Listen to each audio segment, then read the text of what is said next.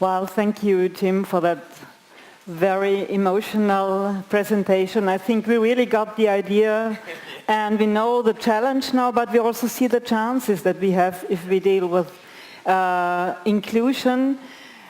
And the time is over. We don't have so much time for the discussion, but still I think we would have a bit of time to have some comments or to ask some questions if you don't run out of time, I don't know. But first of all, I think I would like to invite Dr. Pfeiffer, because I think at the university he declared this year the main topic of the study year should be inclusion. And I think it would be interesting to get some information. What was your idea? What do you expect if you declare this year for inclusion? So maybe you can give us some information on that. Okay. So thank you very much for this impressive presentation and for this convincing impression.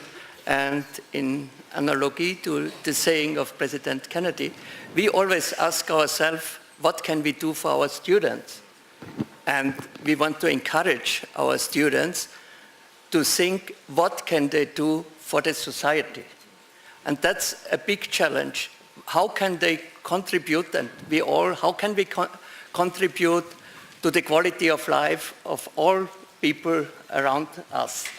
And we are a university with a very broad field of applications, from technical studies, informatics, health studies, and so on.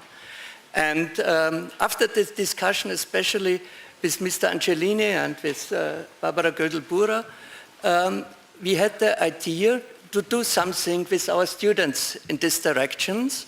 And I went also to the Senate of our university, and we decided to have this next year under the topic of inclusion in all departments, because we think it's not only a topic of health studies or social studies, it's a topic of informatics, if you look to what can computers contribute, or for example to engineers, if they develop a new kind of wheelchairs and so on. So that was the idea, and I want to invite all professors, all students to participate in seminars and so on, in lectures, that we can contribute to inclusion in the next year, and we will give a special contribution to Special Olympics in March 2017.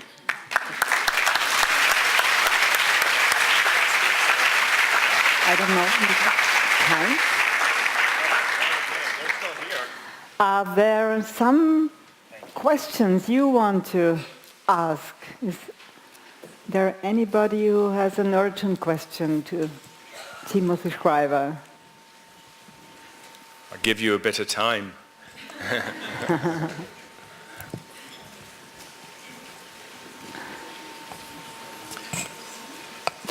It's always a challenge to ask a question. Have the leadership qualities yeah, it is. It is difficult. Well, here we go. There is one. Yeah. Are you thinking about getting the President of the United States one day? I'm thinking about getting one. We're going to get a new one way or the other. No, not to getting that.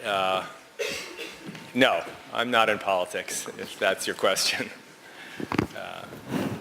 Thank you for asking.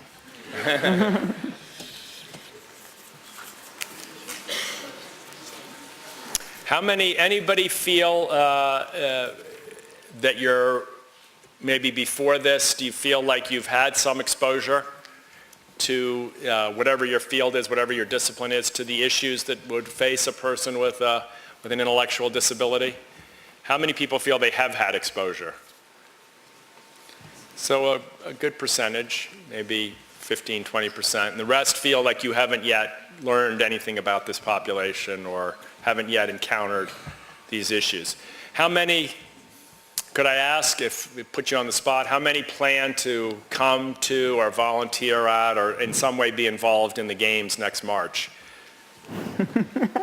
Good. Nice. Good. I hope you have a good time. There's a lot of heavy material in today's discussion, but ultimately when you come to the games, our biggest hope is that you have a lot of fun, because changing the world doesn't always have to be heady and angry and adversarial. It can sometimes be joyful, and our vision is that you can change the world by having a good time too. So thank you all again for coming this morning, and I hope you have a wonderful time at the games, and look forward to working with you, Mark, Max, Special Olympics Austria. We're ready for your help, your leadership in the years to come. Thanks again.